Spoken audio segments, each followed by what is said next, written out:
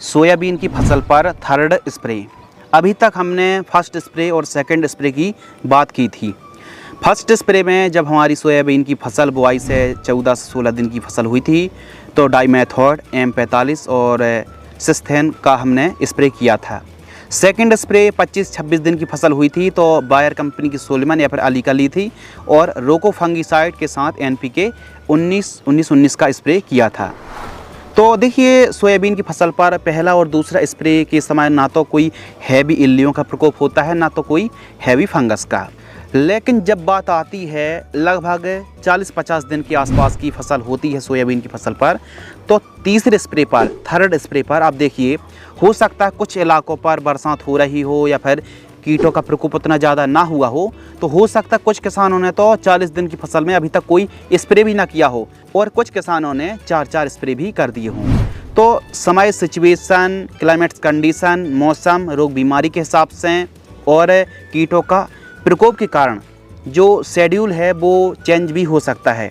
बाकी जो average schedule चलता है जो कि आप कीटों को कंट्रोल कर सकते हैं, क्योंकि थर्ड स्प्रे जब हमारी सोयाबीन की फसल 40 से 45 दिन की फसल होती है तो तीसरे स्प्रे पर आपको कौन सी दवा लेना है इसकी जानकारी साझा करेंगे और काफ़ी फ़ायदा होगा इस छिड़काव यदि आप इन दवाइयों का स्प्रे करेंगे तो सोयाबीन की फसल पर क्या क्या समस्या ख़त्म हो सकती हैं। प्रमुख रूप से सेमी लूपर्स जो इल्ली है, DBM की इल्ली, तंबाकू इल्ली, चने की इल्ली, सफ़ेद मक्खी, रिंग कटर का अंतिम अटैक होता है इस समय, रस्ट है, पाउडरी मिल्ड्यूड, इसके अलावा लीफ स्पॉट की समस्या देखने के लिए मिलती है। इन सभी को कंट्रोल करने के लिए, रोकथाम करने के लिए आपको एक कीटनाशक, एक फंगीसाइड और एक NPK ज़्यादा बेस्ट है टॉनिक की तुलना पर। टॉनिक स्प्रे करने की सोयाबीन की फसल पर बिल्कुल भी आवश्यकता नहीं है। तो आपको थर्ड स्प्रे पर हम ले रहे हैं अदामा इंडिया कंपनी की फ्लेथोरा।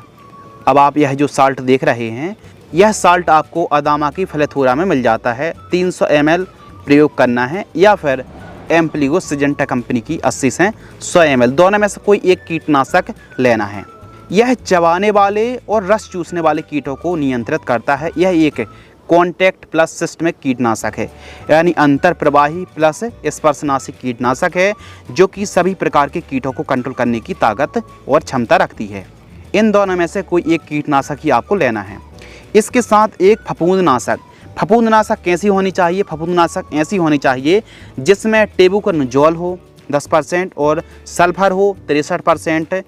अब सल्फर बहुत सारे काम करती है, तो यह जो फंगीसाइड है आपको अलग अलग कंपनियों में देख सकते हैं, अलग अलग कंपनियों की एक्सल क्रॉप की स्वाधीन फंगीसाइड मिल जाती है। इसके अलावा सुमिटोमो की हारू में भी आपको यही साल्ट मिल जाता है। बहुत सारी कंपनियां देती हैं, किसी भी कंपनी का टेबू प्लस सल्फर का कॉम्बिनेशन ले सकती। यही एक कॉन्टैक्ट प्लस सिस्टम फफूंदनाशक है। इसको आपको लेना है लगभग 400 ग्राम, 400 से 500 ग्राम, जो कि WDG फॉर्म में आती है। ध्यान रखिए, स्वाधीन या फिर किसी फंगीसाइड टेबल सल्फर को अलग मिलाइए, अलग बाल्टी में घोलना है और फिर उसके बाद मिलाइए। और इसके साथ NPK वाटर सेल्युबल फर्टिलाइजर्स 13-40-13 या फिर 0-52-34। इस समय हमारी फसल फ्लावरिंग स्टेज पर होती है, तो दोनों में से कोई एक NPK 52-34 भी अच्छा काम करेगी, 13-40-13 भी काफ़ी अच्छा काम करेगी। दोनों में से कोई एक 1 किलोग्राम आपको प्रयोग करना है। इन तीनों को ठीक तरीके से मिक्स कर लीजिए। मिक्स करने के बाद 150 लीटर पानी घोल करके स्प्रे करें। यह ग्रीननेस बढ़ाएगी, फल फूल की संख्या बढ़ाएगी, जड़ में वृद्धि करेगी और फसल को काफ़ी गहरी ग्रीन करने वाली है। यानी इसका जो रिज़ल्ट बहुत अच्छा मिलेगा। और 1 एकड़ का जो खर्च है इन तीनों को स्प्रे करने से 1200 रुपये से लेकर के 1250 रुपये के आसपास 1 एकड़ का खर्च आएगा। सोयाबीन की फसल पर 45 दिन में हैवी इल्लियों का प्रकोप होना शुरू हो जाता है, तो यह साल्ट काफ़ी अच्छा काम करेगा। न केवल कीटनाशक हम बता रहे हैं जो कि कीटों को कंट्रोल करेगा, बल्कि फंगीसाइड भी काफ़ी शानदार है। और एक NPK ले रहे हैं जो कि ओवरऑल हमारी सोयाबीन की फसल में काफ़ी बढ़िया कवरेज देने वाली है। अब सोयाबीन की फसल पर फर्स्ट स्प्रे वाली वीडियो और सेकंड स्प्रे वाली वीडियो भी वॉच कर लेना, और थर्ड स्प्रे वाली तो आपने वॉच कर ही ली, तो उन वीडियो को भी वॉच कर लेना ताकि आपको जानकारी मिल जाएगी। यदि आपको यह वीडियो पसंद आती है तो वीडियो को लाइक करें, चैनल को अवश्य सब्सक्राइब करें। धन्यवाद।